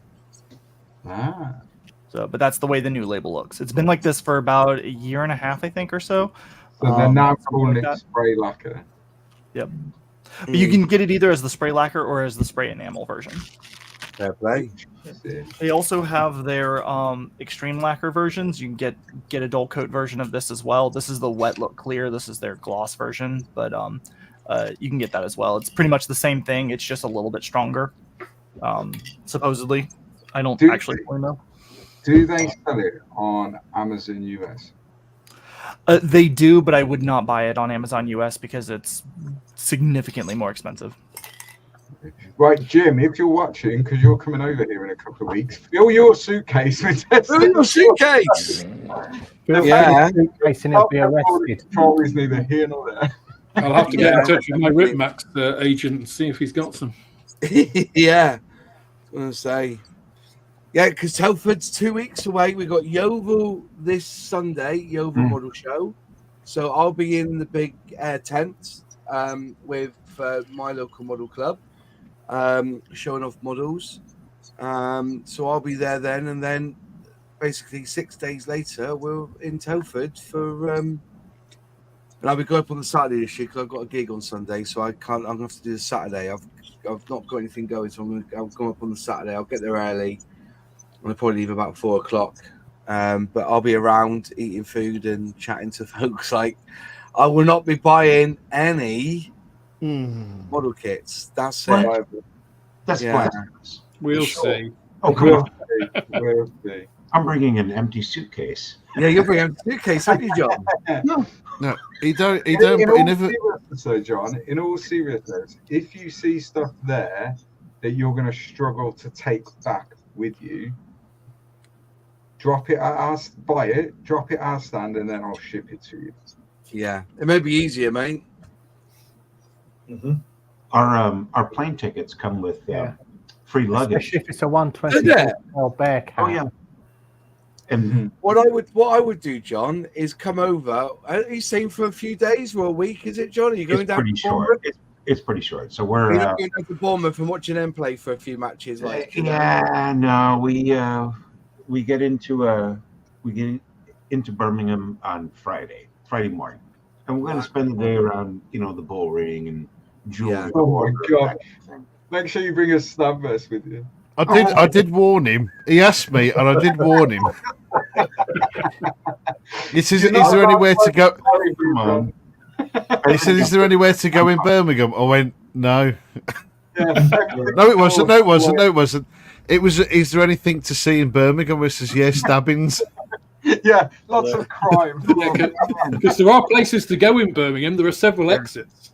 It's like I'm going to Detroit. Yeah, it's several No. places. So, And and then we're going to take the train. Yeah, on the M6 North at Junction 6, which is Birmingham City Centre. Keep Go past driving. it. It'll be all right.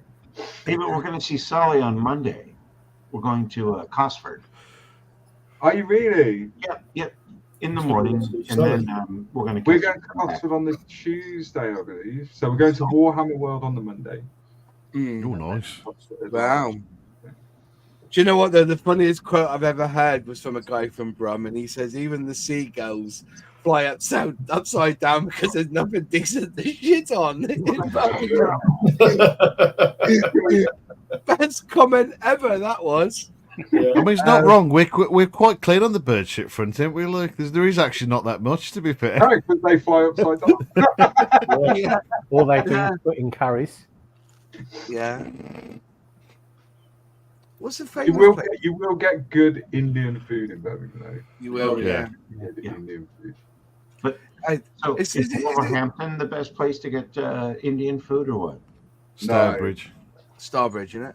Starbridge. It's the what they call it, the curry triangle or something like that, don't they? Yeah. See, I But went.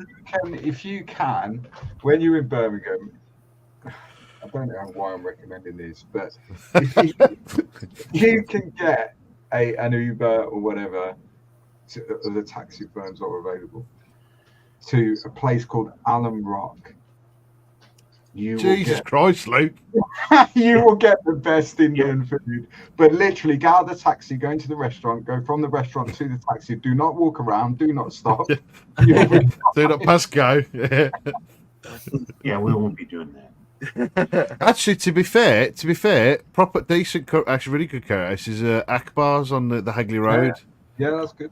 which is just on Akbar's? through Birmingham. To be fair, I tell you, my mate. I want a pint and a pie. Is that what you want? Oh, bless him. We'll get some Okay, Indian food. and You'd have stuff. to experience the Guinness Black. That's what you need. you want our fish and chips? They're the best. Stella's in Stourbridge, apparently. Farty Croc saying Stella's in Stourbridge. Yeah. Yeah. There's loads. That's Of like ones. talking about curry houses. It's like that time I went up to London, and there's it Brick Lane, and basically it's just a row of curry houses. It's famous for it, Brick Lane. And somebody told me, because you go there and they got these people outside saying, "Come in, get free lager. We'll give you 2 pints of free lager if you come and eat with us." They go down through, and somebody told me that actually it's just shop fronts. They've got this one big cooker at the back. Oh, They right. cook it all from one, and then they push it out between the lot. Yeah, that's what I was told anyway. But yeah, Brick Lane was an experience for me. I've never fantastic because I'm a chicken dansak kind of guy, like with coconut rice. Yeah, coconut rice. You heard that right. Luke, what's the name of your horse there? Kenzo. Kenzo. Japanese. Beautiful. yeah, Healthy white. Dog. yeah. good boy. Beautiful. Apparently, he goes, my God, that Akita has grown. Yeah, he's not small. I was just thinking that.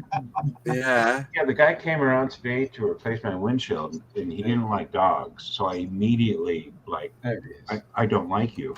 Look at him. Yeah. There you go. That's trust them more than an adult, I tell you, or more than Absolutely. Man, you don't like dogs. He looks dry brushed like Luke. Second, he looks dry brush. Yeah. Oh, he does, doesn't he? Yeah, apparently, He's better at airbrushing than I am. Is he? apparently, Boaty Triangle is South Birmingham, not Stourbridge. Mainly Ladypool Road, Stony Lane, and Stratford Road. So, yeah. You can't beat Terry Mile in Manchester. And if you want a good beer and super cheese cobs, the Park Tavern in Kings Winford, So Yes. this comes from a copper, by the way. He knows all the good places to eat. Oh, so, yeah. Definitely. Any more questions, folks? You've got 10 minutes. Drop them in and we'll answer them. But so John, you're coming up to Telford. Alex, you going Telford? I will have a stand at Telford. Yeah. Oh, you're selling models, are you, at Telford? I probably won't be selling any models. I'll be selling sprue goo and leveling thinner and all that kind of stuff. But So mainly man's magic. Yeah, man's magic. So wow. Mainly just to make people aware, get the website stuff up a bit more. Yeah, good. Brilliant. I have a question. I'll also be at Yeovil next week. So Yeah. Yeah. So is that Brett? I have a question. Yes. How do I get man's magic in the U.S.? Oh. Through John Alec, probably. Probably, yeah. All right, John, you heard it. Definitely send them direct to Brett. Yeah. Is it Yeovil next week? Yeah, it is next week. No, it's this is coming Sunday, isn't it? Yeovil, it's coming Sunday. Yeah, I kept thinking it was yesterday, but it's next week. No, yeah. This coming Yeah, Sunday. I was in Bridgewater on karaoke on that Sunday. So, but yeah, so you got Telford. Luke, you'll be at Telford, obviously. Yeah, Sully, yeah. you're at Telford, aren't you, Sully? Yes, I'll be about and sort of with Luke as well. Yeah, I need to get some more stickers off you. John Alec is coming over from America to see us. Jim Clark will be there. Yep. Jim Clark will be there as well. No, John will be if he doesn't get stabbed. Okay. Yes, if it doesn't go to Alan Rock on the Friday night.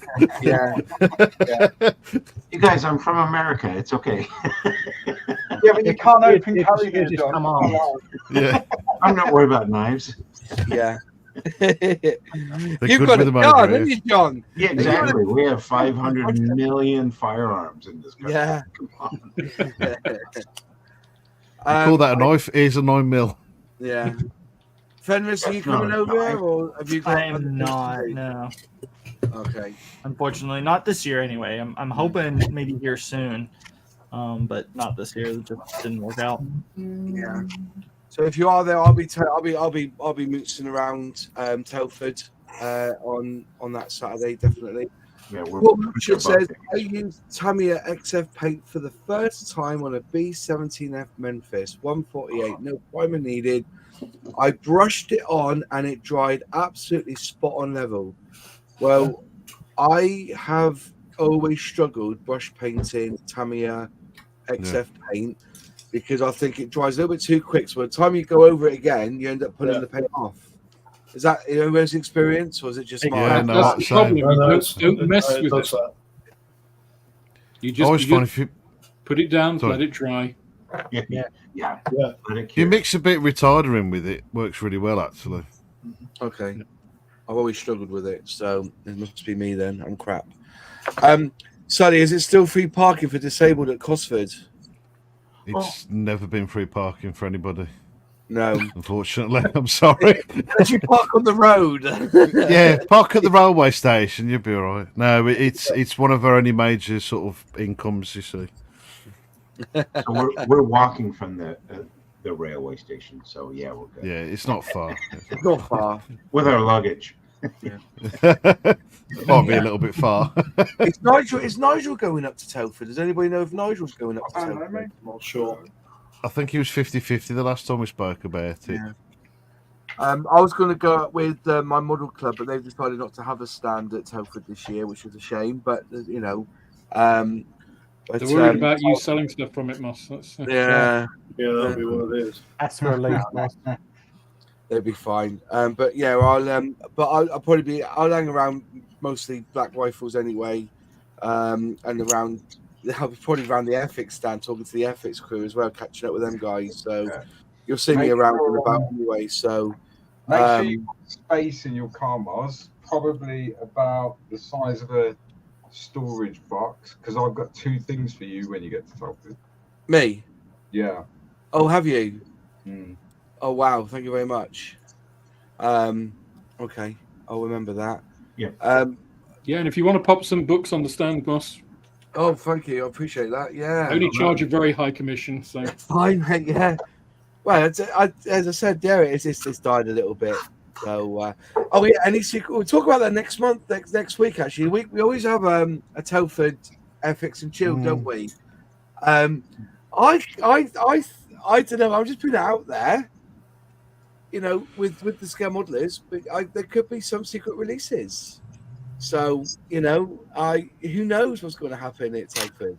It'll be interesting time. But we're going to talk about Telford next week because we'll talk on the Monday. And I think did we do one on a Friday, the day before Telford? We had Dale on. No, we didn't. No, that's wrong.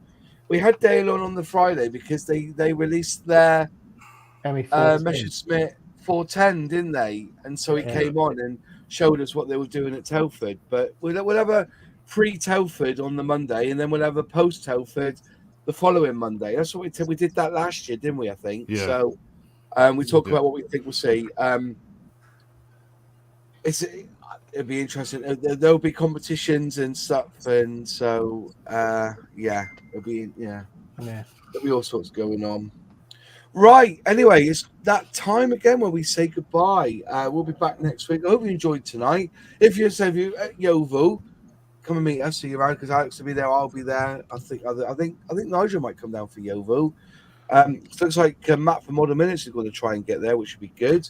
Nigel's in Gloucester, right? Don't forget, is 9 days left on the build. So if you're building your Spitfire for Jadlam, crack on and get this done. Mine's nearly done now. Just got to finish off and just weather it a little bit and make it, just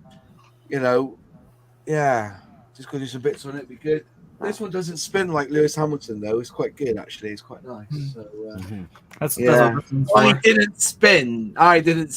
There were 3 wheels. So, but yeah, thanks folks for watching, and we will see you next week. Have a good one. Take care, all, and goodbye. Bye.